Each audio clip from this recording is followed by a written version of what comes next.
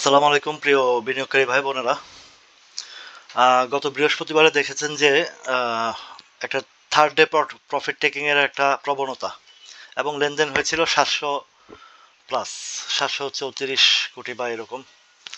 আজকে হয়েছে লেনদেন 564 কোটি টাকা, তার মানে প্রায় অলমোস্ট 200 কোটি টাকা লেনদেন কম।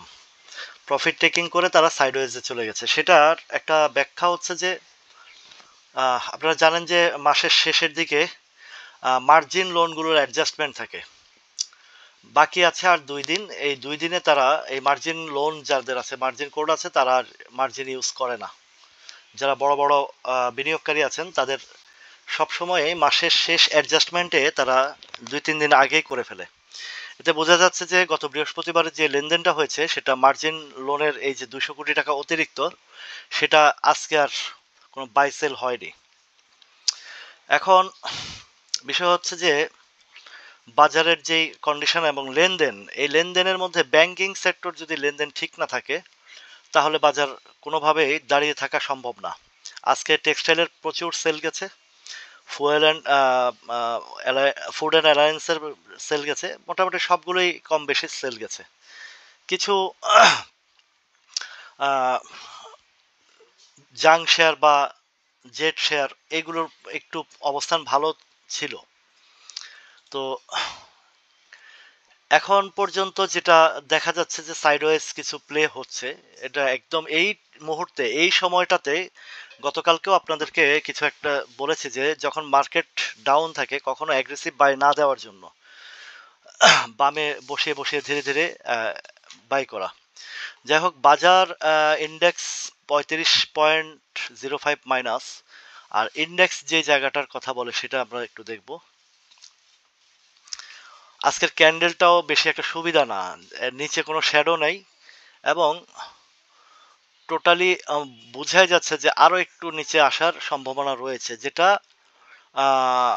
প্রিভিয়াস হিস্ট্রিতে আসে না আরো নিচে আসে সেটাই একটু দেখার বিষয়। এর আগেও বলেছিলাম যে আরো অন্তত কমপক্ষে 30-40 পয়েন্ট মাইনাস হয়ে উঠলে একটু জোর পেতাম। এই কথাটা আমি গত 4-5 দিন আগে, বিশেষ করে প্রিভিয়াস যে এই যে যেদিন ট্রেডটা হয়েছিল সেদিনই আপনাদেরকে বলেছিলাম। সেটা হচ্ছে 23শে সেপ্টেম্বর।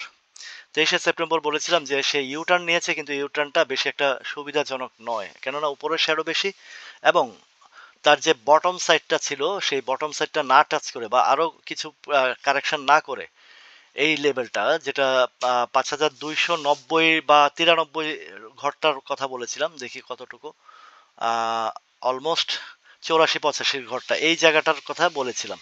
কিন্তু সেখান থেকে না গিয়ে একটু ইউটার্ন নিয়ে থার্ড ডেতে প্রফিটটা নিয়েই তারা আবার এক্সিকিউশন করেছে এখান থেকে। এখন দেখার বিষয় যে আরো কয়দিন এরকম থাকে।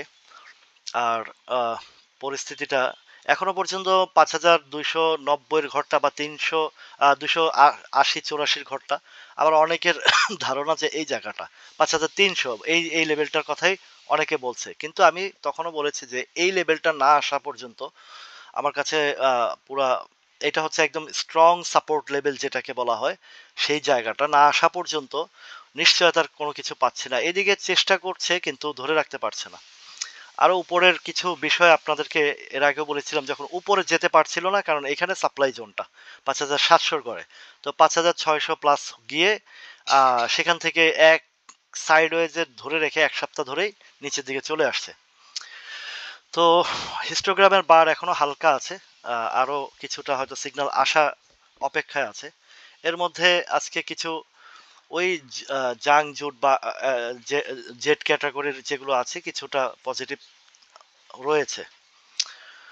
এখন দেখুন, এই যে জিকিউ বলপেনের কোনো থামাথামি নাই বা কোনো নজরদারি নাই, কিন্তু অন্যান্য ভালো ভালো শেয়ার আটানা একটা একটা আসলে কয়ারি যায়। এই বিষয়গুলো নিয়ে বেশ আলোচনা করেছি আপনাদের সাথে এবং জোরালো প্রতিবাদ জানিয়েছি। যাই হোক, এখন কিছু স্টকের দিকে তাকালে দেখা যায় কি হয়, যে আফতাব অটোটা যেটার বলেছিলাম যে আফতাব অটোটা মোটামুটি একটা ভালো পজিশনে আছে, ক্যান্ডেলটাও খারাপ করেনি, এদিকে হিস্টোগ্রামের বারটা গ্রিন হয়েছে এবং প্রাইসটা বেশ ভালো জায়গায় ধরে রেখেছে আজকের এত ঘূর্ণিঝড়ের মধ্যেও। আরেকটা বিষয় বলেছিলাম যে সিমটেক্সের আজকে সেল যাবে, দেখি কি অবস্থা। সিমটেক্স গতকালকে এর আগের দিন বেশ ভালো আলোচনা করেছে যে সেল যাবে, তাই হয়েছে। চিরাচরিত নিয়ম যেটা, ভলিউমের পরের দিন সেল যাবে। আরেকটা বলেছিলাম নাভানা সিএনজি আজকে উপরে ট্রেড করে সেল যাবে, এনএভি নাভানা সিএনজি, সেইটাও দেখুন একই চিত্র, একদম একদম বিশাল একটা সেল গেছে, এটা আজকের চিত্রতে দেখা গেছে, বিগ সেল গেছে। এটা আগামী গতকালকে এবং এর আগেও বলেছি নাভানা সিএনজিটা এখানে সেল যাবে, তাই হয়েছে। ফ্যাক ডিলটা বৃহস্পতিবারে অলরেডি সেল চলে গেছে। আজকের পজিশনটা কি আছে সেটাও দেখি। হ্যাঁ, একদম নিচে নামিয়ে ফেলেছিল 19 টাকা সামথিং, 60 পয়সা, 70 70 80 পয়সা। তো 20 টাকায় ক্লোজ দিয়েছে। এখন সম্ভবত আরো কিছু নিচে আনার আহ, সম্ভাবনা আছে, সেটা হচ্ছে বরাবর 19 টাকা বা 1890 90 এসে তারপরে হয়তো বা 1880 এসে হয়তো বা আবারও ইউটার্ন নিতে পারে। তো এই যে বিষয়গুলো আসলে শিক্ষার জায়গাটা আমাদেরকে আরো আরো গভীরভাবে ভাবতে হবে এবং অস্থিরতার জায়গা থেকে বেরিয়ে আসতে হবে।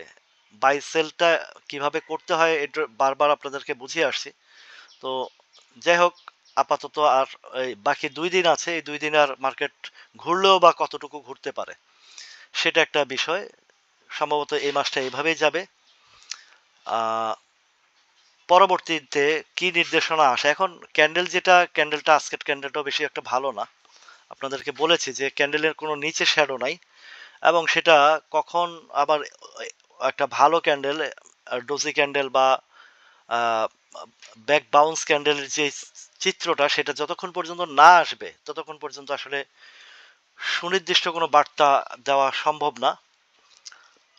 এখানের যে ক্যান্ডেলটা এসেছিল তখনও বলেছি যে বেশি একটা সুবিধা করতে পারবে না, ঠিক 3 দিনের মাথায় সেম কাজটা করেছে। এবং তখনও বলেছিলাম যে এই লেভেলটা বিশেষ করে যে লেভেলটার কথাই, যে ডোজি যেই ক্যান্ডেলটা করেছিল ইনভার্টেড হ্যামারের একদম বটম সাইডটা টাচ করেই আবার এসেছে। যাই হোক, আরো অনেক গভীরভাবে চিন্তা ভাবনা করে বাই সেল করতে হবে এবং ধৈর্য হারাতে যেন না হয়, এবং ধৈর্য রাখতে হবে। ইনশাল্লাহ একটা পর্যায়ে এসে বাজারটা একটা আহ, ঠিক জায়গায় এসে দাঁড়াবে ইনশাল্লাহ। এখন কিছু স্টকের ডিভিডেন্ড আসছে, কিছু স্টকের আপট্রেন্ড ডিভিডেন্ড ভালো হলেও ধরে রাখতে পারছে না। আজকে দেখি সিবিওটা কি করেছে। সিবিওটা দেখুন আজকের এই দিনে তার যেটা ছিল আর কি, ফ্রি হিট ছিল, মানে আজকে কোনো বাইন্ডিংস ছিল না। আহ, যেটা হয়েছে আজকে 177 টাকা উঠে 170 টাকায় ক্লোজ দিয়েছে, তাও ভালো অবস্থানে আছে। আজকের লোয়েস্ট 177 টাকা 10 পয়সা উঠে 170 টাকা 10 পয়সা ক্লোজ, 70 পয়সা ক্লোজ দিয়েছে, নামিয়েছিল 170 টাকার ঘরে।